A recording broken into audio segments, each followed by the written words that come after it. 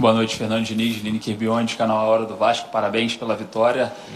Voltando a falar sobre esse assunto, eu queria saber se foi um planejamento de evitar o Fluminense nessas quartas de finais do Campeonato Carioca e se esse reencontro com a vitória foi mais importante do que o cuidado com a parte física dos jogadores. Pesa mais amortecer esse momento da torcida em relação à insatisfação para a satisfação?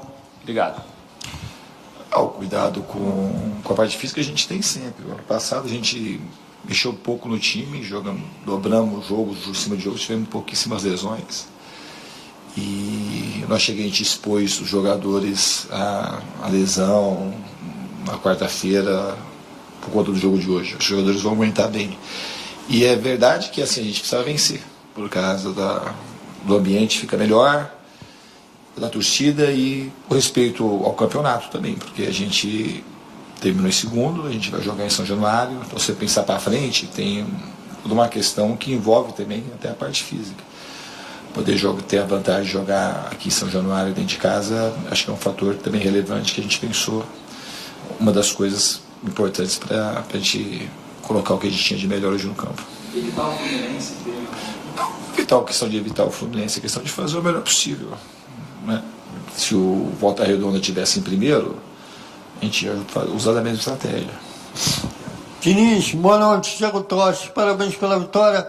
Hoje teve a junção, o Vasco jogava bem, mas não vinha com os resultados. Hoje veio a vitória. Hoje chegou a um nível que você quer para a equipe? Acho que o mais importante foi a vitória. O que eu queria era vencer contra a Chapecoense. Foi uma das melhores partidas que eu fiz aqui no Vasco, com certeza, e a gente não conseguiu vencer. Hoje o campo não oferecia condições razoáveis para poder fazer um jogo parecido que a gente fez na quinta-feira, e a equipe soube se adaptar rápido ao campo e fazer o jogo que era necessário para vencer, e foi bastante contundente, feliz nas finalizações. A gente teve um número de chances muito inferior que a gente teve na quinta-feira e conseguiu fazer 2 gols. Diniz, tudo bem? Bruno Murito do GE. Queria te perguntar sobre 2 jogadores específicos. O primeiro, o Felipe Coutinho, que, pelo menos foi uma sensação minha, desde o jogo contra a Chapecoense, eu senti ele jogando muito mais próximo do gol, assim, e acho que refletiu nos dois empenhos dele, tanto na última rodada contra a Chape e hoje também. Queria te perguntar se isso foi uma instrução sua mesmo, de pedir para ele estar mais participando mais no ataque mesmo, não voltar tanto assim. E também sobre o Brenner, né, que foi hoje um personagem da partida depois que aconteceu contra a Chapecoense na quinta.